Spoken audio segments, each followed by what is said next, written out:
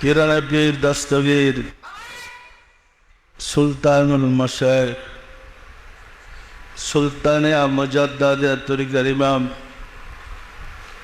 শাহ ছন্নপুরী রহমাতুল্লাহ পরশময় কদম মোবারকে চুমো রেখে আমি আমার আলোচনা শুরু করেছি। আপনারা আমার সালাম গ্রহণ করুন। আসসালামু আলাইকুম ওয়া রাহমাতুল্লাহি ওয়া বারাকাতুহু। সম্মানিত আশিকে রাসূলের যারা সম্বর্ধনা দিতে আসছেন, তাদের ঘটনায় কি আপনারা খুশি হয়েছেন? খুশি হয়েছেন? আপনারা কি বুঝতে পেরেছেন আপনাদের ধর্ম যে সত্য, মোহাম্মদ ইসলাম যে সত্য, এটা কি বুঝতে পারছেন? আমরা যদি বুঝতে পারি মোহাম্মদ ইসলাম আল্লাহর মনোনীত জীবন বিধান, তাহলে পুলিশে ফাঁড়ি হয়ে যাবে, ক্যাম্প হয়ে যাবে, ওদের হেড অফিস। কত রকম যে ছক, আসলে বাস্তবে না দেখলে বোঝা কঠিন। এত সব ফেতনা ফাসাদের মাঝে জগতের কেউ কি বিশ্বাস করেছে আপনাদের ধর্মটা সত্য? কোনো হুজুররা বিশ্বাস করছে? সবাই জানতো আপনাদের ধর্মটা মিথ্যা, এবং প্রত্যেকটা পত্রিকায় লিখত দেওয়ানবাগি বন্ডবীর। বন্ডের সবচেয়ে বেশি সোর্স। সত্য না মিথ্যা বলেন? আসলে আমি তো ধর্মের সংস্কার করি, সংস্কার করতে গিয়া বন্ডপীরে রূপান্তরিত হইলাম, পরিচিত হইলাম। তারপর মনে আছে সংবাদ সম্মেলন যখন ডাকছিলাম, তখন আমাদের বিল্ডিংয়ে অনেক সাংবাদিক ছিল, জানেন তো। সংবাদ সম্মেলনের বয়সেই আমি সাংবাদিকদেরকে প্রশ্ন করেছিলাম, আমি যদি বলি আপনারা বন্ড সাংবাদিক, এটা কি আমার ভুল হবে? তখন সাংবাদিকরা অসন্তুষ্ট চিন্তায় হচ্ছে, আপনি আমাদেরকে বন্ড বলবেন না। আপনারা কি? আমরা তো জেনুইন সাংবাদিক।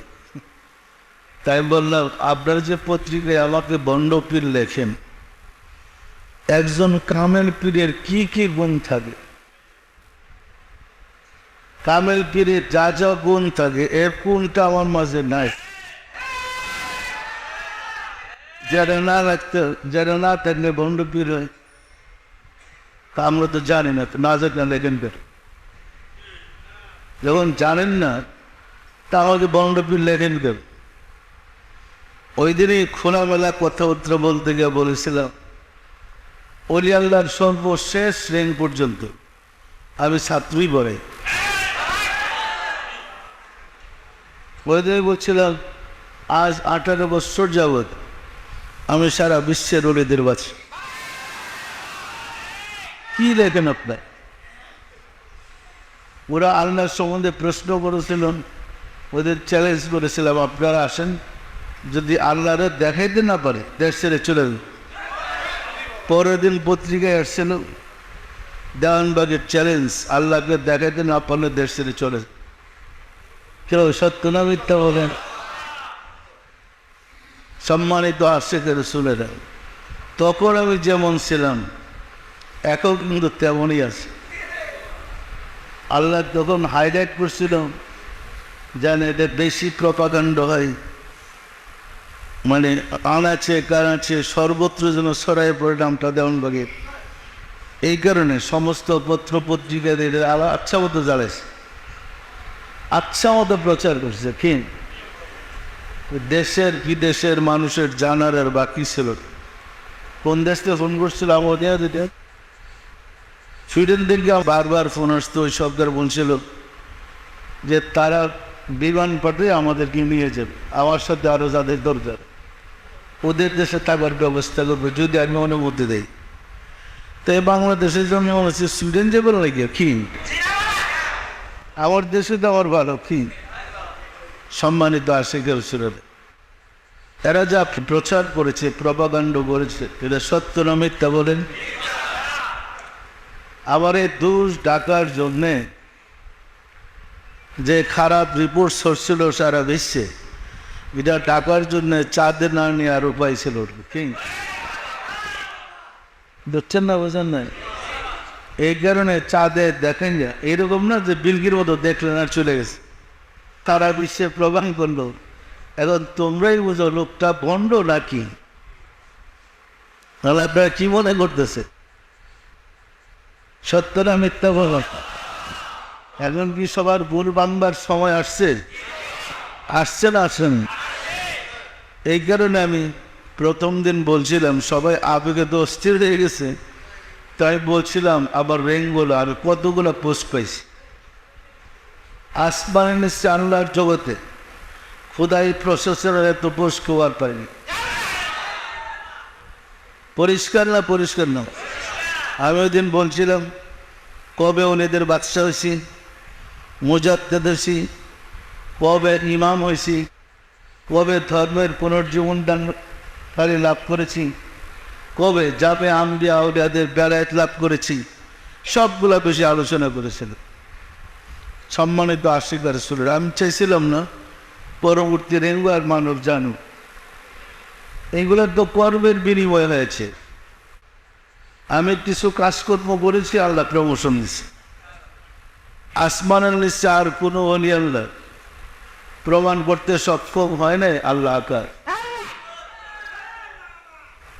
মরিদের কাছে বলতে সাহস পায় না, আবার নাকি মেরে দিতে ফেলায় কি কেউ সত্যটা মিথ্যে বলেন? আমি প্রথম বলেছি আমি আল্লাহকে দেখেছি, ডাকিয়ে নিচে হয়েছি দেওয়ান ভাই আল্লাহকে দেখলো গে। তখন মতিঝিলের রাস্তার মধ্যে সম্মেলন করে বলছি একটা কুকুর যেমন তার মালিককে ছিলেন, মালিকের পরিবার পরিজনকে চিনে, দেখতে পারে কোনো ক্ষতি হয় না, এতে কুকুরের কোনো অপরাধ নাই। তো মানুষ হাস্যকর মাকলুক আছে, তার মালিককে দেখলে অপরাধ কি? আর আল্লাহকে দেখার জন্য তো 12 বছর সাধনা করলাম, আল্লাহকে পেয়েছি দেখেছি, অপরাধ কোথায়? এই কিন্তু অজ্ঞান বলা শুরু করছে, যখন বাদ যেতে বাড়ামতি বলেন। এরপরে 12 বছর গবেষণা করে আল্লাহর পরিচয় তুলে ধরে সত্যি কি আল্লাহকে দেখা যায় না, এই নামে কিতাব বের করেছি। জানেন তো আপনারা, এটা লিখতে গিয়ে আমরা এই কথা বলেছি, যে বলবে আল্লাহ নিরাকার সে নাস্তিক, তার ধর্ম ঠিক নেই, সে ধর্মচ্যুত। কথাটা অনেক শক্ত কি, যেখানে সারা দুনিয়ার মানুষ জানে আল্লাহ নিরাকার, আর আপনারা বলতেছেন যে বলবে আল্লাহ নিরাকার সে নাস্তিক। অনেক কঠিন কথা, সত্যটা মিথ্যা বলেন। এরপরেও কিন্তু আমাদের দলিল প্রমাণ বাস্তবে প্রমাণিত হইল আল্লাহ আকার। এই কাজগুলো যে জীবন বাজি লাগাইয়া করা সহজ না কঠিন? সহজ, অনেক কঠিন। আল্লাহর পরিচয় লিখতে গিয়ে আমার মনে আছে ছেলে মেয়েদেরকে নিয়ে বাসায় খাবার টেবিলে বসছি, তো খেতে বসছি, বৈশাখে বললাম আমি তো হয়তো আল্লাহর পরিচয় জাতির কাছে তুলে ধর। জাতির কাছে আল্লাহর পরিচয় তুলতে গিয়ে বা প্রকাশ করতে গিয়ে এমন হতে পারে মানুষ আমাকে মেরে ফেলতে পারে, এমন হতে পারে তোমাদেরকে ধরে রাস্তাঘাটে মেরে ফেলতে পারে। তোমাদের কারো কোনো আপত্তি আছে? ছেলে মেয়েরা সবাই বলল আল্লাহ রাস্তায় আমাদের শহীদ দিলে আমাদের কোনো আপত্তি নেই। এই জীবন বাজি লাগে জগতের কাছে প্রমাণ করলাম আসলে আল্লাহ নিরাকার নয়, আল্লাহ আকার। পরিষ্কার না পরিষ্কার নয়? এখন এই কাজগুলো যে করলেন এর পুরস্কার মহান মালিক দিবে না দিবেন? আমরা তো পরকালে পুরস্কার দেবে না বিশ্বাস করি। আমি সবসময় বলি কাজের বিনিময়ে পুরস্কার সাথে সাথে। আপনারা কি প্রমাণ পাইছেন পুরস্কার কাকে বলে? প্রমাণ পাইছেন না পান না? সম্মানিত আশিকের ছিল এমনকি আমরা শিওর হইতে পেরেছি মোহাম্মদ ইসলাম আল্লাহর জীবন বিধান। আমরা কি সবাই বুঝতে পেরেছি যে মোহাম্মদ ইসলামই সত্য ধর্ম? বুঝতে পারছি না পারি না? এখন আমাদের উপরে দায়িত্ব এসেছে, আমাদের এই মোহাম্মদ ইসলামকে এগিয়ে নিয়ে যেতে হবে, মানুষকে আশিকে রাসূল বানাইতে হবে এবং ঘরে ঘরে রাসূল প্রেমিক তৈরি করতে হবে। আমরা কি এই কাজটা করতে পারবো? আমাদের পক্ষে কি সম্ভব হবে? এখনও কি আমাদের মনে খটকা থাকবে? সারা দুনিয়ার হুজুররা দেওয়ানবাগির বিরুদ্ধে ফতোয়া দিচ্ছে, 50টা না 52টা বই লিখছে না আমার বিরুদ্ধে হুজুররা, 50টা না 52টা বই লিখছে দেওয়ানবাগি যে খারাপ কাফের। এখন হেরাই পিছিয়ে দেও, ঘেরা কোথায় আর দেওয়ানবাগি কোথায়? ওদের বলে মিছিল মিছিল লাঠি লুটলে চাঁদে যাও, যাও দেখাও না কোথাও। পরিষ্কার না? পরিষ্কার না? সম্মানিত আশিক রাসূল, আমাদের প্রত্যেকের দায়িত্ব ঘরে ঘরে আশিক রাসূল সৃষ্টি করা এবং দাওয়াতের কাজ জোরালো করা। আমরা কি জোরালোভাবে দাওয়াতের কাজ করতে পারবো? পারবো না পারবো না? যদি আল্লাহ দয়া করে এই ঘটনা না ঘটাইতেন, জাকেরদের কাছে, দেশবাসীর কাছে এটা প্রকাশ হইত না যে আসলে মোহাম্মদ ইসলাম সত্য। কারণ এটা এমন একটা জমানা, যে জমানা পীর মাসেক আলেম ওলামা সবাই বলে মোহাম্মদ ইসলাম আবার কি? ইসলাম তো দিন ইসলাম, সবাই দিন ইসলাম করতেছে, মোহাম্মদ ইসলামের কেউ নাই কি? সুতরাং মোহাম্মদ ইসলাম ভ্রান্ত প্রমাণ করতে চেষ্টা করেছে, আল্লাহ প্রমাণ করেছে মোহাম্মদ ইসলামের সত্য, আর তোমাদের ধর্ম গোল্লাই গেছে। পরিষ্কার না? পরিষ্কার না? আমরা এখন রাসূলের আদর্শ, রাসূলের শিক্ষা, রাসূলের ধর্ম জাতির কাছে তুলে ধরতে পারবো কি? পারবেন না? পারবেন না? দেখেন মুরাকাবায় রাসূল বলে জাকিরদের কাছে, তোমার মুর্শিদ ছাড়া জগতে আমার আর কেউ নেই। আল্লাহ বলে জাকিরদের কাছে, তোমার মুর্শিদই আমার ধর্ম তুলে ধরছে। আল্লাহ বলে, রাসূল বলে, আম্বিয়া ইকরামগণ বলেন। পরিষ্কার না? পরিষ্কার না? এত গোপনে বলে। এখন আল্লাহ বলে, রাখো, চাঁদে দেখে প্রমাণ করি কার ধর্ম সত্য। প্রমাণ হয়েছে না? নাই? আপনাদের মনোবল বাড়ছে, ফায়েজ বরকত বাড়ছে, মানুষকে এখন একটা উত্তম সময় দাওয়াত দিয়া ঘরে ঘরে আশিক রাসূল বানিয়ে বাবা। কারণ আপনারা যখন চাঁদের দিকে তাকাইছেন, অনেক মানুষ কি দেখেন, কি দেখে সেটা জিজ্ঞেস করছেন, আপনারা দেখেন না চাঁদের কি? তো একটা মানুষ দেখা যায়, বলছে না? বলে নাই? আস্তে আস্তে কিন্তু কথাটা ওই মানে ছড়িয়ে পড়তে পড়তে সারা দেশে ছড়িয়ে গেছে। যে প্রথম দিন দেখে নাই, দ্বিতীয় দিন দেখে নাই, তৃতীয় দিন দেখছে। কিন্তু সত্যটা মিথ্যা বলেন? তাহলে যারা নাকি উচ্চার গলায় দেওয়ানবাগির বিপক্ষে কথা বলতো, সুর কিন্তু ঠান্ডা হয়ে গেছে। কি এখানে উচ্চা গলায় কথা বলার মুখ আছে? মাথায় মেহনত হয়ে গেছে। পরিষ্কার না? পরিষ্কার নয়? তা আমরা সবাই মিলে চেষ্টা করতে হবে, আমরা যেন ঘরে ঘরে আশিক রাসূল সৃষ্টি করতে পারি এবং রাসূলের ধর্মটা জাতির কাছে, সমাজের কাছে উপস্থাপন করতে পারি। সম্মানিত আশিক রাসূলের, আমরা যদি রাসূলের ধর্মটা জাতির কাছে আনতে পারি, জগৎ জাতি আল্লাহর সাহায্য পেয়ে উপকৃত হবে। ইহা কি আমাদের জন্য পরম সৌভাগ্যের ব্যাপার নয়? কি বলে? আমরা কি সবাই চেষ্টা করতে পারবো? আসুন সবাই মিলে চেষ্টা করি মোহাম্মদ ইসলামটাকে জোরে সুরে সর্বত্র প্রচার করার জন্য। আমি আগেও বলেছি, ঈদের আগে বলছি ভাই, ঈদের না, আমি ঈদের দিনও বলেছি, আমি কিন্তু পীর নই। দেখেন আমার নামের আগে পরে কোথাও পীর শব্দটা ব্যবহার করা হয়।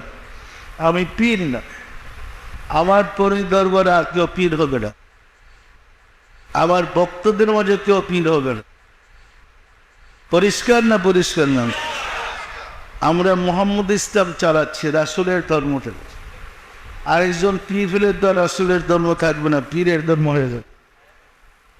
সুতরাং রাসূলের ধর্ম চালানোর জন্যে আমাদের স্থাবর অস্থাবর যত জায়গা সম্পত্তি আছে সব ট্রাস্ট করে দিচ্ছে। এই পর্যন্ত যা হয়েছে, মৃত্যুর আগ পর্যন্ত যা হচ্ছে সব ট্রাস্ট নেই মোহাম্মদ ইসলাম প্রচারের জন্যে। সুতরাং কিয়ামত পর্যন্ত মোহাম্মদ ইসলাম চলবে, রাসূলের উম্মত রাসূলের সাহায্য পাবে, সেই ব্যবস্থাটা আমি করে যেতে চাচ্ছি। ভালো হবে না খারাপ বলে তো? সুতরাং আমি বলছি, আমার দরবারে কেউ পীর হবে না, আমি পীরের ধর্ম করি না, আমি রাসূলের ধর্ম করি।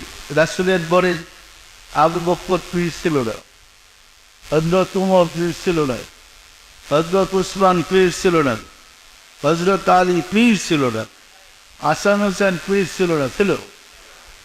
সুতরাং আমরা ওই ধর্মটাকে চালাতে যাচ্ছি। যদি আমরা পীরাদের প্রচার রাখি, বোঝা যাবে যে আমরা আদর্শচ্যুত হয়ে ফেলেছি।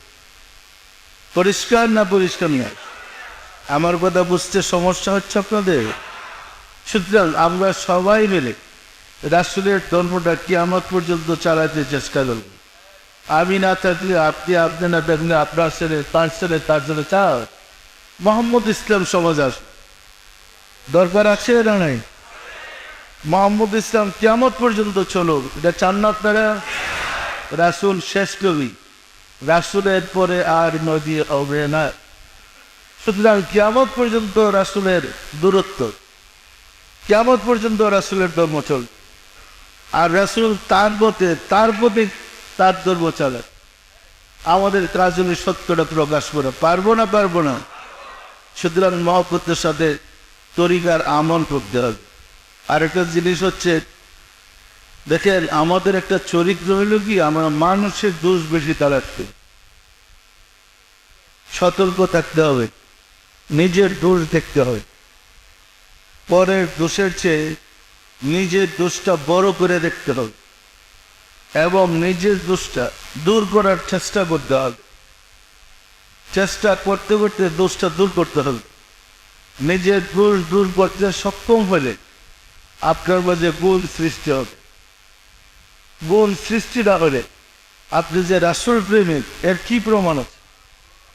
বর্বর আরব জাতির যারা জীবনপুর শিশু সন্তানকে কবরস্থ করত, ওই বর্বর আরবেরা রাসূলের সহবতে, রাসূলের সান্নিধ্যে এমন আদর্শ চরিত্রের অধিকারী হয়েছিলেন যে আল্লাহ রাসূল বলেছে, আর সাহাবিকার নজুম, আমার সাহাবারা নক্ষত্র তুমি। আপনারা যারা মোহাম্মদ ইসলাম পালন করবেন, রাসূলের চরিত্রে চরিত্রবান হবেন, তারা কিন্তু নক্ষত্র তুল্য হইতে হবে।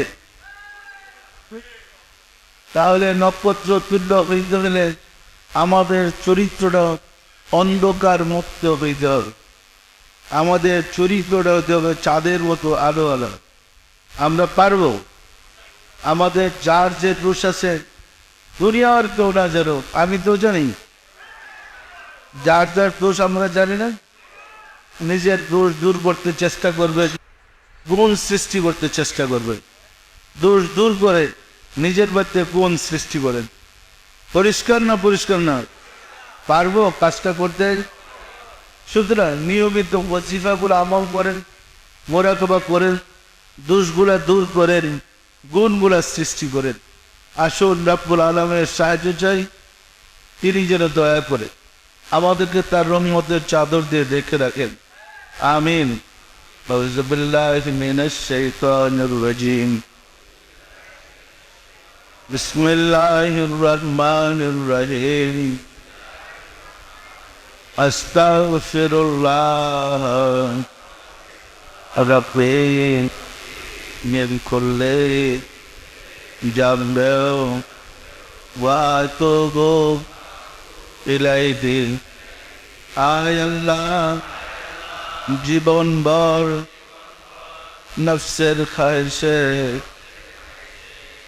শয়তানের ফেরেবে যত প্রকার গুনাহ করিয়াছে সমস্ত গুনাহ হইতে তোমার নিকট তওবা করিতেছে। আয় আল্লাহ, দয়া করিয়া আমার তওবা কবুল করো, আমার গুনাহ মাফ করো। লা ইলাহা ইল্লাল্লাহ মুহাম্মাদুর রাসূলুল্লাহ। সবাই দিলের হাত তুলে বলেন আল্লাহ আল্লাহ মবেন ইব্রাহিম মাওলা দল খুদা পদম কাঙ্গাল ভিক্ষুকেরা মর্দনার অনুষ্ঠানে অংশগ্রহণ করিলাম, আলাপ আলোচনা করেছে। সবশেষে তোমার প্যারা হাবিবের শানে দুরূদ আর সালাম পেশ করেছে এবং তওবা করে তোমার শাহী দরবারে জোরহাত করে মাফ চাই। জীবনে যত বোন জ্ঞাতি করেছে দয়া করে মাফ করে দাও, মাফ করে দাও রে মাওলা। আমাদের বোন বেদবিকে মাফ করে দাও, আমাদের ইবাদত গুলো কবুল করে নাও। এর ফজিলত পৌঁছে দাও তাজদার মদিনা সরকার দো আলম হযরত মোহাম্মদ মুস্তাফা আহমদ মুস্তাফা সাল্লাল্লাহু আলাইহি ওয়াসাল্লাম সব নজর পৌঁছাও। রাসূল পাক সাল্লাল্লাহু আলাইহি ওয়াসাল্লামের সম্মানিত পিতামাতা দাদা দাদি নানারে আল আওলাদ আসহাব ওয়াজাইম তাজরিন আহলে বাইতিন খুলাফায়ে রাশিদিন দের ওয়াফাগাহ সব নজর পৌঁছাও। খাতুনে জান্নাত মা ফাতিমা রাদিয়াল্লাহু তাআলা আনহা, সাইয়েদনা হযরত ইমাম হাসান, সাইয়েদনা হযরত ইমাম হুসাইন রাদিয়াল্লাহু তাআলা আনহুমা যারা দিন ইসলামের জন্য কারবালার প্রান্তরে শাহাদাত বরণ করে গেল রে মাওলা, দয়া করে তোদের আরওয়াহ পাক হুজুরে সব নজর পৌঁছাও। বাবা আদম আলাইহিস সালাম হইতে রাসূল সাল্লাল্লাহু আলাইহি ওয়াসাল্লাম পর্যন্ত যত আম্বিয়া ইকরাম দারুল বাকায় তাশরীফ নিয়েছেন তোদের আরওয়াহ পাক হুজুরে সব নজর পৌঁছাও। সব নজর পৌঁছাও মাওলা। আমার মন সে পীর দস্তগীর সুলতানুল মাশায়েখ সুলতান মুজাদ্দাতুল গরিবান শাহ চন্দ্রপুরের আলমাতুল্লাহ তার সদর মনে হযরত বড় মার রহমাতুল্লাহ আলাইহি সাহাবগণ পৌঁছারে মাওলা। হযরত খাজা বাহাউদ্দিন নকশবন্দি রহমাতুল্লাহ, মুজাদ্দিদ আল ফিসানি রহমাতুল্লাহ, খাজা মাইনুদ্দিন চিশতি রহমাতুল্লাহ, বড় পীর আব্দুল কাদের জিলানী রহমাতুল্লাহ, তাদের তরিকার সিলসিলায় যত পীর অলি গাউস কুতুব তামাম পৃথিবীর মোমেন মোমেনাত যে যেখানে ইন্তেকাল করিয়াছে মাওলা, দয়া করে তাদের আরওয়াহ পাকের হুজুরে সব নজর পৌঁছাও। আমরা ভিক্ষুকেরা যারা তোমার শাহী দরবারে হাত উঠালাম, আমাদের আপন আপন গর্ভধারিণী মা জননী, জন্মদাতা পিতা, মহাপদের স্ত্রী, শ্রদ্ধেয় শ্বশুর শাশুড়ি, দাদা দাদি, নানা নানি, খালো খালা, ছেলে মেয়ে খেসাকরাবা যে যেখানে ইন্তেকাল করিয়াছে মাওলা, দয়া করে তাদের আরওয়াহ পাকের হুজুরে সব নজর পৌঁছাও। আর যারা জগতের বুকে বেঁচে আছে তাদের প্রতি রহমত নাযিল করো মাওলা গো। আশিকে রাসূলেরা সম্বর্ধনার অনুষ্ঠান করার জন্য জমায়েত হয়েছে। তুমি দয়া করে সবাইকে গফর করে দাও। সবাইকে আশিকে রাসূল বানিয়ে দাও, ঘরে ঘরে আশিকে রাসূল বানিয়ে দাও। আশিকে রাসূলদের বিপদ আপদ বালা মুসিবত দয়া করে দূর করে দাও। আমাদের মোনাজাত কবুল করে দাও, আমিন। বাল্লা ইলাহা ইল্লাল্লাহ মুহাম্মাদুর রাসূলুল্লাহ।